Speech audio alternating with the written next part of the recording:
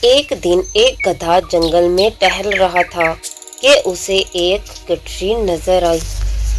گدھے نے اسے کھول کر دیکھا تو اس میں شیر کی کھال رکھی ہوئی تھی۔ اس نے فوراً وہ کھال پہن لی اور کہا، واہ کیا شاندار چیز ملی ہے۔ پھر اس نے پانی میں اپنا عکس دیکھا اور کہا، یہ ہوئی نا بات، میں تو اب شیر بن گیا ہوں۔ جو جانور میرا مذاق اڑاتے تھے اب میں انہیں اچھا سبق سکھاؤں گا۔ گدھا بھاری بھاری قدموں سے جنگل میں چل رہا تھا کہ اس کے سامنے ایک گیدڑ آ گیا۔ شیر کو دیکھ کر وہ ڈر گیا۔ شیر کے ڈر سے اس کے منہ سے آوازیں نکل رہی تھی۔ اس نے کہا، جناب شیر صاحب، یہ کہہ کر وہ دم دبا کر بھاگا اور ایک درخت سے ٹکرا کر بے ہوش ہو گیا۔ یہ دیکھ کر گدھے کو بہت خوشی ہوئی اور بہت ہنسی آئی۔ وہ تھوڑی دور ہی چلا تھا کہ ایک لومڑی سامنے آ گئی۔ شیر کو دیکھ کر لومڑی بھی ڈر گئی۔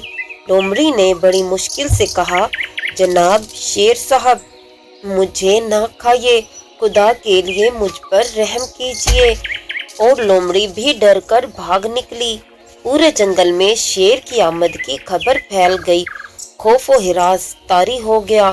بندر ڈر کر درختوں پر چھپ گئے۔ خرگوش جان بچانے کے لیے ادھر ادھر چھپ گئے۔ گدھے کو بہت ہنسی آئی۔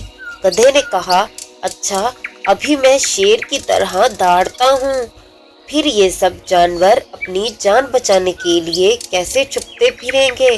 گدھے نے جب شیر کے دھاڑنے کی آواز نکالی تو اس کی اپنی آواز ڈھینچو ڈھینچو تھی۔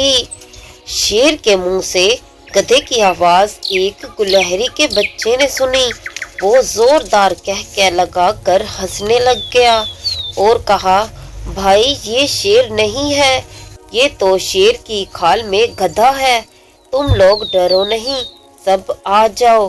یہ سنتے ہی جانور اور پرندے ان شیر صاحب کے ارد گرد جمع ہو گئے اور شیر کی کھال گدھے کے اوپر سے کھینچ لی۔